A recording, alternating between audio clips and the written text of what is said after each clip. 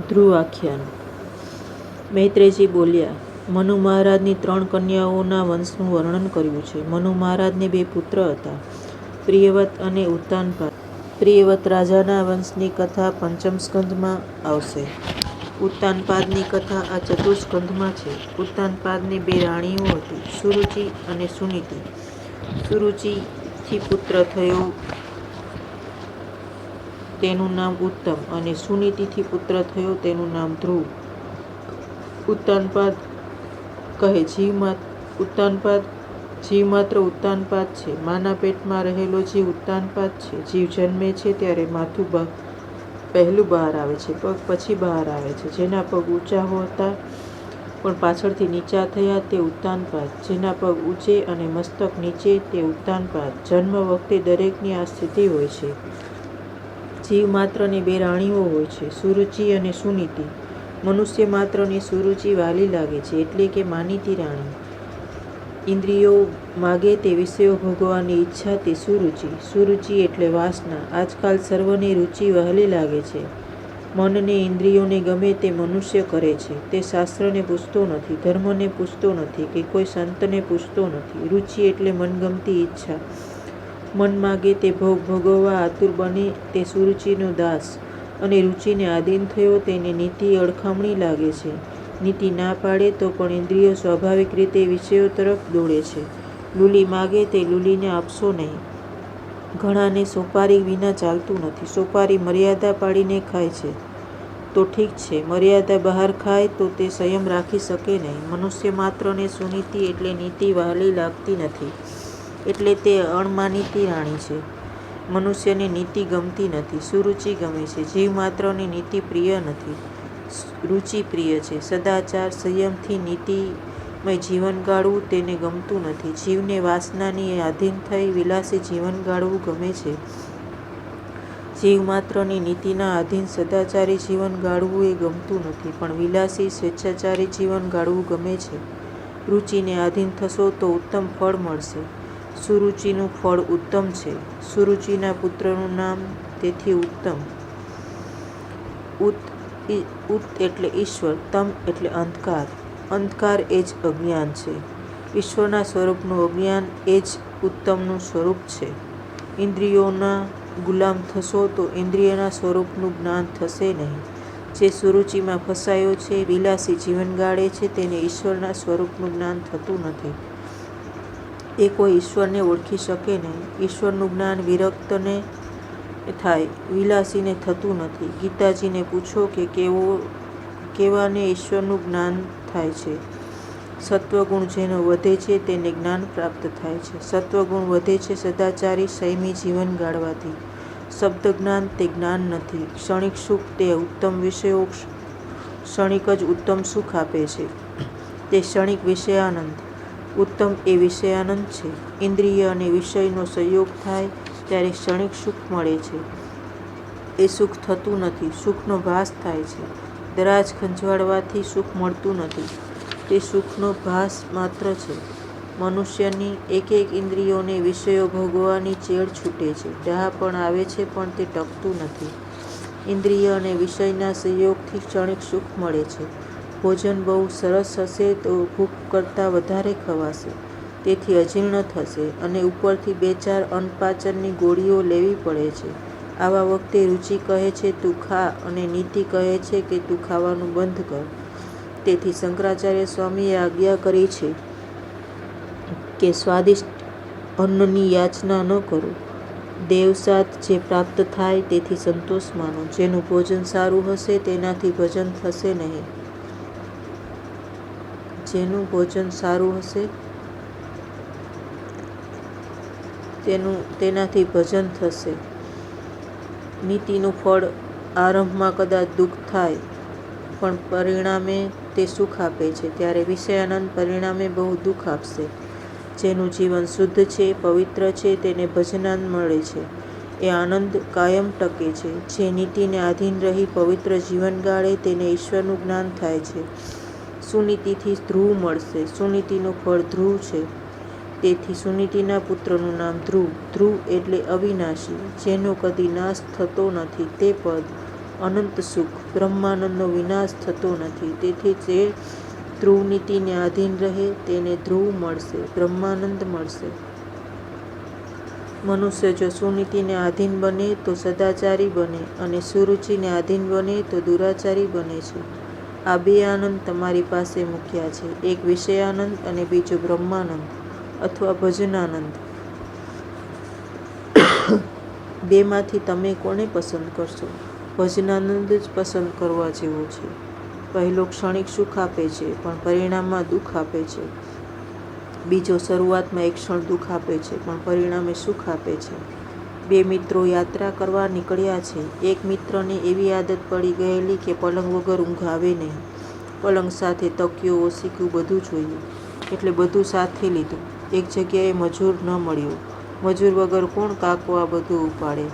ભાઈએ પલંગ વગેરે સઘળો સામાન માથે ઉચક્યો. રસ્તામાં એક સજ્જન સામે મળ્યા. તેણે આ ભાઈની દશા જોઈને કહ્યું, આ બોજ માથે ઉચક્યો છે તેથી તમને કેટલો ત્રાસ પડે છે. પલંગ વગેરે બોજ વગર યાત્રા કરો ને. પેલો મનુષ્ય જવાબ આપે છે કે ભલે બોજ ઉચકવો પડે પણ રાત્રે સૂવાની મજા આવે છે ને. રાત્રે આનંદ પડે છે તેથી બધું માથે ઉચક્યું છે. રાત્રે શું આનંદ આવવાનો હતો? આ બીજાની કથા નથી, આ આપણી કથા છે. જીવાત્મા યાત્રા કરવા માટે નીકળ્યો છે. ક્ષણિક સુખ માટે મનુષ્ય આખો દિવસ ગંધા વેતરું કરે છે, ગધા વેતરું કરે છે. મનુષ્ય એક ક્ષણિક સુખ માટે આખો દિવસ દુઃખનો પહાડ માથે રાખે છે. ક્ષણિક સુખ માટે મનુષ્ય આખો દિવસ કેટલી ઉપાધિ, કેટલી ચિંતા માથે રાખે છે. વિષય સુખ ક્ષણિક છે. આ થઈ વિષયાનંદની વાત. વિષયાનંદ તુચ્છ છે, ક્ષણિક છે. ધ્રુવ અવિનાશી બ્રહ્માનંદનું, ભજનાનંદનું સ્વરૂપ છે. જીવની પાસે બ્રહ્માનંદ જાય છે તે વખતે સુરુચિ વિઘ્ન કરે છે. જીવ અને બ્રહ્મનું મિલન થતું સુરુચિ અટકાવે છે. જે સુરુચિને આધીન તે કામાધીન છે. ઉત્તાનપાદ રાજાને આ બે રાણીઓ છે અને બે બાળકો હતા. રાજા ઉત્તાનપાદને પોતાની સુનીતિ રાણી વહાલી નથી લાગતી પણ સુરુચિ વહાલી લાગે છે. આપણું પણ એવું જ છે. આપણને પણ નીતિ ગમતી નથી પણ ઇન્દ્રિયો અને વાસનાને બહેકાવનારી રુચિ ગમે છે.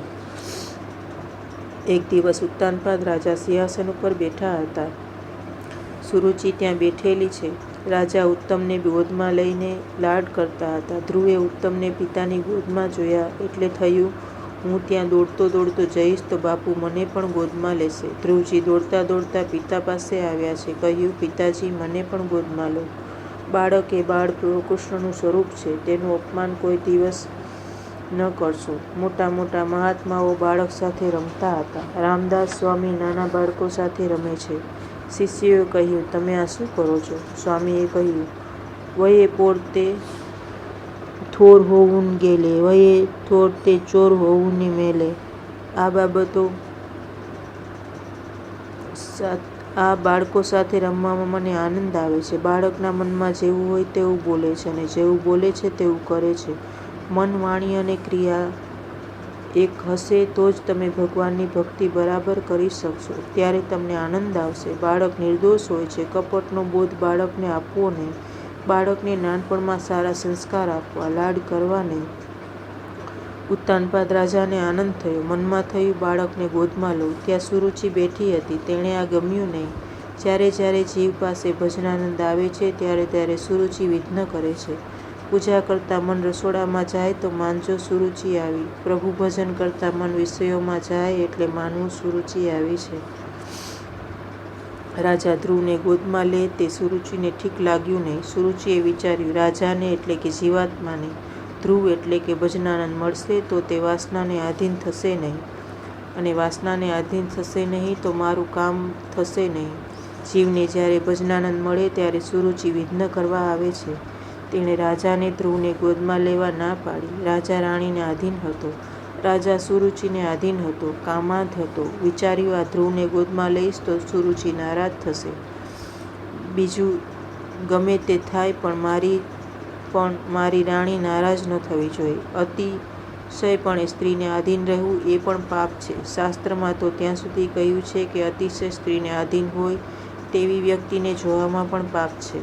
આ રાજા હતો પણ રાણીનો ગુલામ હતો. લગભગ દરેકની આવી દશા હોય છે. સાહેબ બહાર અક્કડમાં ફરે છે પણ બબલીની બા પાસે કાંઈ ચાલતું નથી. રાજાએ ધ્રુવનો તિરસ્કાર કર્યો છે, મુખ ફેરવી લીધું છે. ધ્રુવજીને આશા હતી કે પિતાજી જરૂર ગોદમાં લેશે. ધ્રુવજીએ 2 હાથ ઊંચા કર્યા છે. બાપુ, મને ગોદમાં લો. સુરુચિ ધ્રુવકુમારને કહે છે, અહીંથી ચાલ્યો જા. રાજાની ગોદમાં બેસવા તું લાયક નથી. તું અણમાનીતી રાણી સુનીતિનો પુત્ર છે. તું તારા પિતાની ગોદમાં નહીં બેસી શકે. ધ્રુવજી કહે છે, માં, હું મારા બાપુનો દીકરો નહીં. સુખદેવજી વર્ણન કરે છે, રાજન, તે વખતે સુરુચિએ મેણું માર્યું છે કે તારી માં રાણી નથી, રાણી તો હું છું. તારી માં દાસી છે. જો તારે રાજાની ગોદીમાં બેસવા ઈચ્છા હોય તો તું મારા પેટે જન્મ લે, તો તું રાજાની ગોદમાં બેસી શકે. તું વનમાં જા, તપશ્ચર્યાથી ઈશ્વરનું આરાધન કર અને ઈશ્વરને પ્રસન્ન કરી મારા પેટે તું જન્મ માંગ. ભગવાન પ્રસન્ન થયા પછી તારે ઘેર જન્મ લેવાની શી જરૂર હતી? પણ મૂર્ખ હતી એટલે આવું બોલે છે. તું રાણીનો દીકરો નથી, દાસીનો દીકરો છે. ચાલ્યો જા અહીંથી. ધ્રુવને આશા છે કે બાપુ 2 મિનિટ ગોદમાં લેશે. સુરુચિએ ફરીથી ધ્રુવકુમારનું અપમાન કર્યું છે. ચાલ્યો જા. ધ્રુવકુમાર રડતા રડતા સુનીતિ પાસે આવ્યા છે. સુનીતિએ પૂછ્યું છે, બેટા, તને શું થયું? તું કેમ રડે છે? બાળક સંસ્કારી હતો, એક અક્ષર બોલતો નથી, વારંવાર રડે છે. સુનીતિ જાણે છે કે મારો બાળક ડાહ્યો છે, તે મારી સ્થિતિ જાણે છે. સુનીતિનો દીકરો સુશીલ હતો. માં જેની સુનીતિ, એનો દીકરો સુશીલ હોય છે. વંશમાં અનેક લોકોનું પુણ્ય ભેગું થાય તો છોકરો ઉદાર બને છે.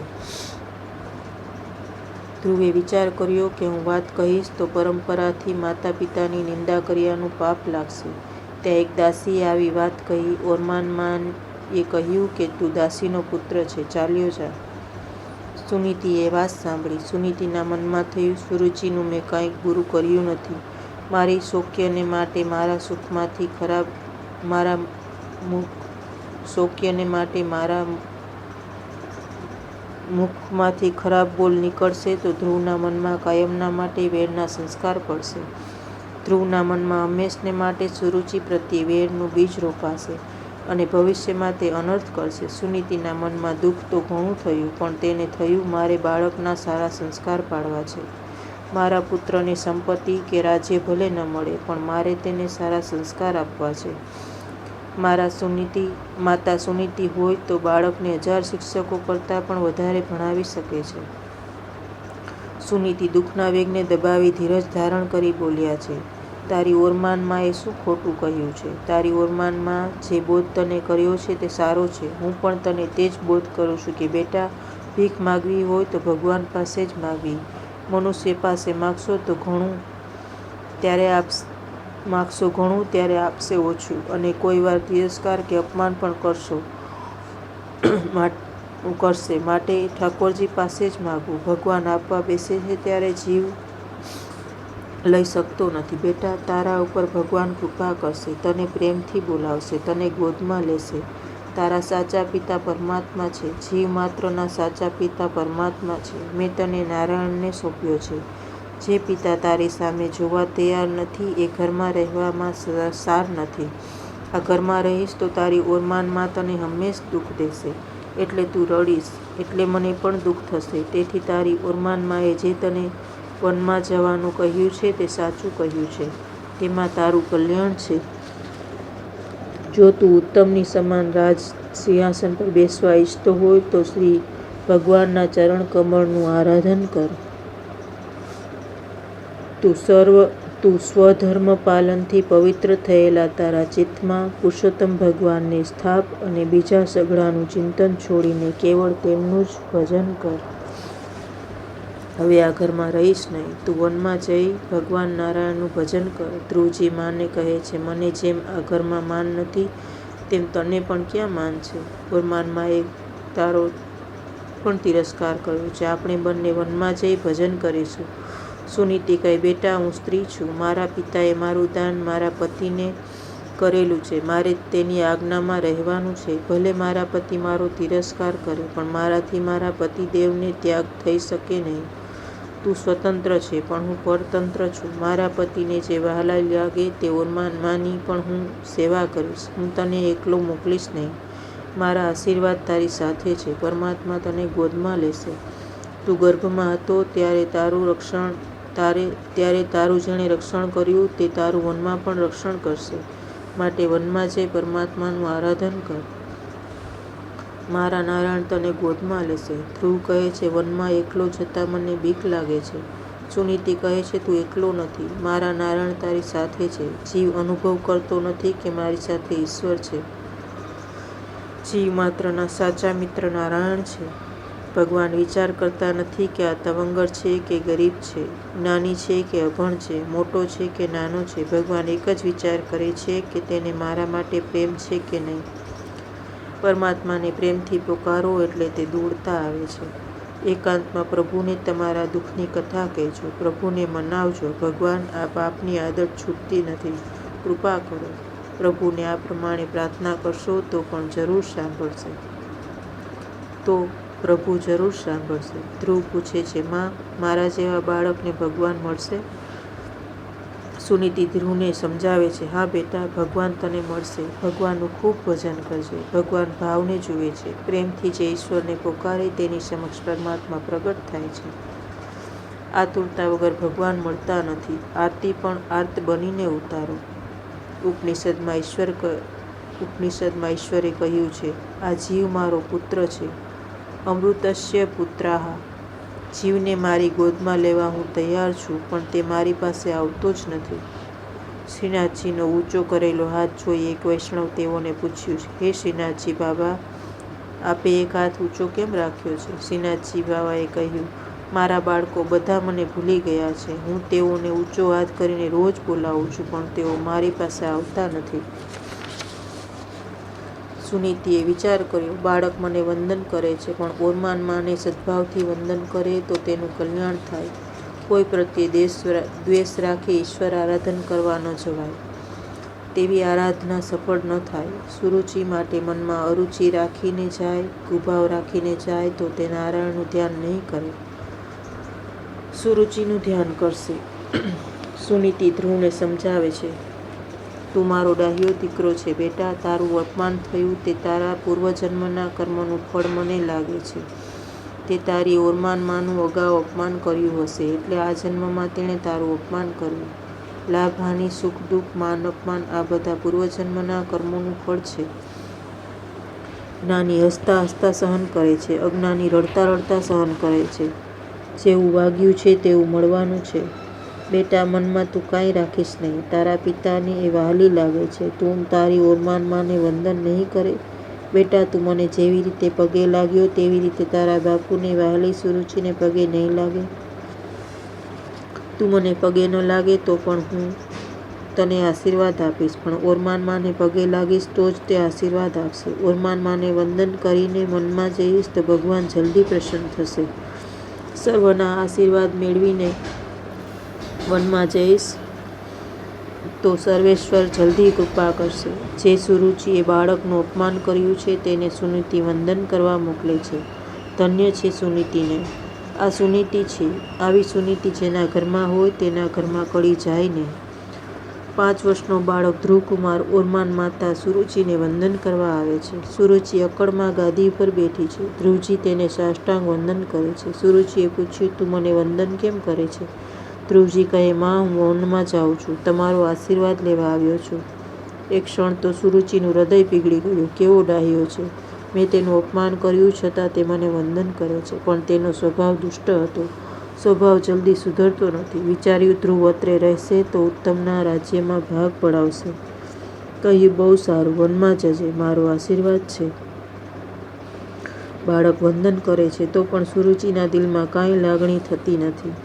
સ્વભાવને સુધારવો કઠણ છે. તેથી કહ્યું છે ને કે કસ્તુરી કો ક્યારો કર્યો, કેસર કી બની ખાજ, પાણી દિયા ગુલાબ કા, આખર પ્યાજ કી પ્યાજ. સત્કર્મનું પુણ્ય અતિશય ન વધે ત્યાં સુધી સ્વભાવ સુધરશે નહીં. સુખદેવજી વર્ણન કરે છે, રાજન, 5 વર્ષનો બાળક આજે વનમાં જાય છે. માએ આશીર્વાદ આપ્યા છે. ભાગવતની માં બાળકને વનમાં તપશ્ચર્યા કરવા મોકલે છે. ધ્રુવની જેમ ત્યારે આજની માતાઓ બાળકોને સિનેમા જોવા મોકલે છે. સિનેમા જોવા પૈસા આપીને મોકલે છે. જા બેટા, તારું કલ્યાણ થશે. સિનેમા જોવાથી શું કલ્યાણ થવાનું હતું? સિનેમા જોવાથી આંખ બગડે, શરીર બગડે, મન બગડે અને અંતે જીવન બગડે છે. પૈસા ખર્ચીને અંધારામાં બેસવું તે અજ્ઞાન છે. આ હસવાની વાત નથી, રડવાની વાત છે. સિનેમામાં બાળકને મોકલનાર માં બાળકની માતા નથી પણ શત્રુ છે. ધન્ય છે માતા સુનીતિ જેવીને જે બાળકને સારા સંસ્કાર આપે છે. માતાના વાંકથી બાળક દુષ્ટ ચરિત્રનો થાય છે. પિતાના દોષથી મૂર્ખ, વંશના દોષથી કાર્પણ્ય એટલે કે ભીરુ અને પોતાના દોષથી દરિદ્ર થાય છે. બે માતાઓના આશીર્વાદ મેળવી ધ્રુવકુમાર વનમાં જાય છે. વિચાર કરો, 5 વર્ષનો બાળક વનમાં જાય છે. ધ્રુવજી વિચારે છે, વનમાં તો વાઘવરું હોય છે. વનમાં કોઈ મને મારશે તો નહીં ને? ના ના, હું એકલો નથી. મારી માએ મને કહ્યું છે કે તું જ્યાં જાય ત્યાં નારાયણ તારી સાથે છે. સર્વને વંદન કરીને, સર્વના આશીર્વાદ મેળવીને ઘર છોડીને જાય છે તેને રસ્તામાં સંત મળે છે. ઝઘડો કરીને જાય તેને સંત મળતા નથી. કેટલાક ઘર છોડે છે પણ ઝઘડો થાય એટલે ઘર છોડે છે. બાવા બને છે. આવા બાવાના બંને બગડે છે. ધ્રુવજી વિચાર કરતા કરતા જાય છે. ઘરમાં તો મારી મા મને બેટા કહીને બોલાવતી હતી. વનમાં હવે મને કોણ ગોદમાં બેસાડશે? કોણ મને પ્યાર કરશે? જે માર્ગે ધ્રુવજી જતા હતા તે જ માર્ગે નારદજી આવતા હતા.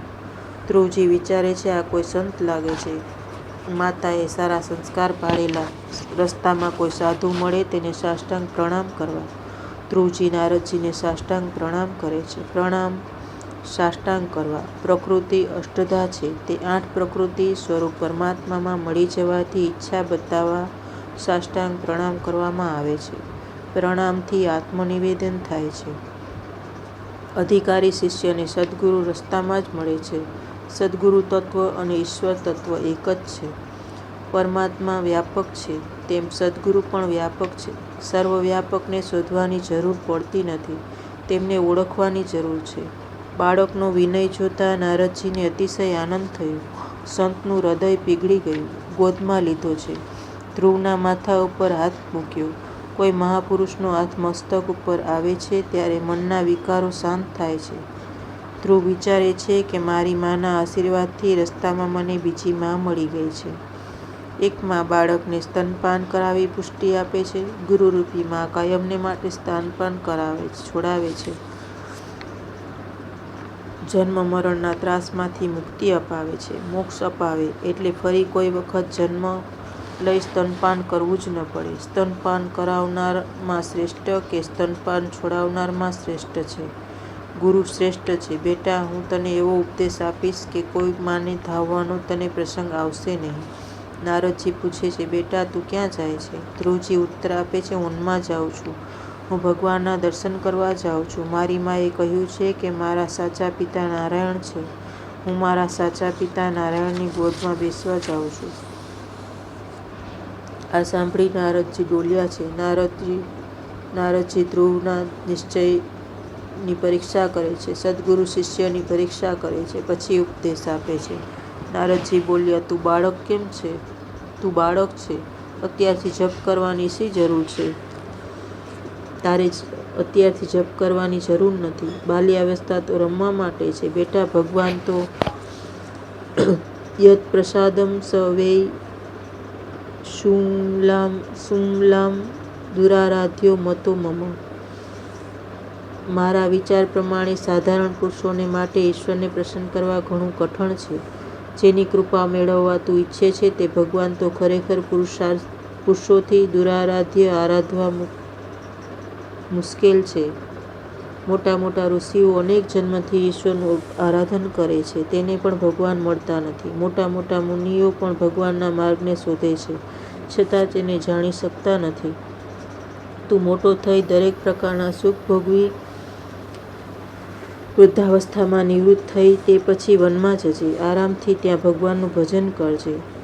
ત્યારે રામ રામ કરજે. ભગવાન તને મળવા આવશે. તું માને છે કે ભગવાન મને ગોદમાં બેસાડશે, પણ મોટા મોટા ઋષિઓ હજારો વર્ષ તપશ્ચર્યા કરે છે, તેમ છતાં તેઓને પરમાત્માના દર્શન થતા નથી. તો તારા જેવા બાળકને પરમાત્મા કેવી રીતે મળશે? માટે તું ઘરે જા. ધ્રુવકુમારે કહ્યું, ના, જે ઘરમાં મારું માન નથી તે ઘરમાં મારે રહેવું નથી. 5 વર્ષના ધ્રુવકુમાર ઘરનો ત્યાગ કરી ભગવાનનું ભજન કરવા ચાલી ગયા છે. ધ્રુવજી કહે છે, મારે પિતાની ગાદી ઉપર બેસવું નથી. મેં તો નિશ્ચય કર્યો છે કે આ જન્મમાં જ મારે પરમાત્માના દર્શન કરવા છે. ગુરુજી, મને ઉપાય બતાવો. ધ્રુવનો દૃઢ નિશ્ચય જોઈ નારદજી ધ્રુવને કહે છે કે જે મનુષ્ય પોતાનું કલ્યાણ કરવા ઈચ્છતો હોય અને ધર્મ, અર્થ, કામ, મોક્ષને પ્રાપ્ત કરવા માંગતો હોય તો તેને માટે શ્રી હરિના ચરણોનું સેવન એ જ એકમાત્ર ઉપાય છે, સાધન છે. તું મધુવનમાં જા. વૃંદાવનમાં આ મધુવન છે જ્યાં ધ્રુવજીને નારાયણના દર્શન થયા છે. યમુના કૃપાળુ છે. યમુના મહારાણી કૃપાદેવીનો અવતાર છે. ભાગવતમાં 4-5 જગ્યાઓ એવી બતાવી છે કે જ્યાં પરમાત્મા અખંડ બિરાજે છે.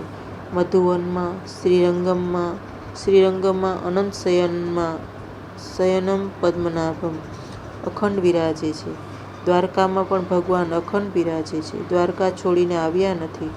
બોડાણાની ભક્તિ અનન્ય હતી એટલે એક સ્વરૂપે ડાકોર આવ્યા છે. ગંડકી નદીના કિનારે પુલહ ઋષિના આશ્રમમાં ભગવાન અખંડ બિરાજે છે.